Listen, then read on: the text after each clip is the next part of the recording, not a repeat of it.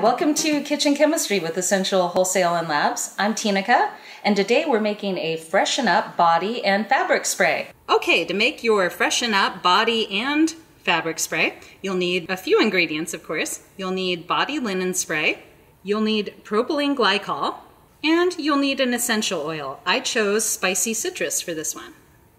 Okay, this is a fairly easy recipe to make. The first thing you need to do is combine your propylene glycol and your essential oils. So I'm going to get a bowl so we can do that. Okay, so we're just simply going to add our essential oil and our propylene glycol. And we're going to mix those together. So this helps, the propylene glycol helps the essential oil solubilize into the water, and it also helps to retain the scent longer. So when you spray this, it won't immediately dissipate.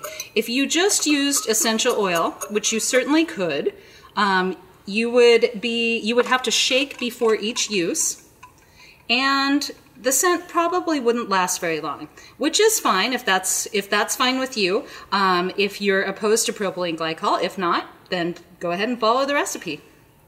The next thing you have to do is get your mixer, and we're just going to simply mix this while we add our propylene glycol and essential oil blend.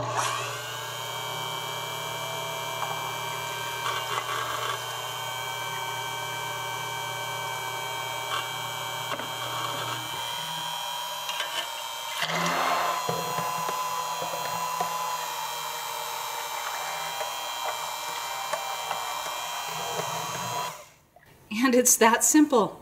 You're ready to use your body and room spray, of course, either on your body or on your fabric or just in the room or however you'd like to use it.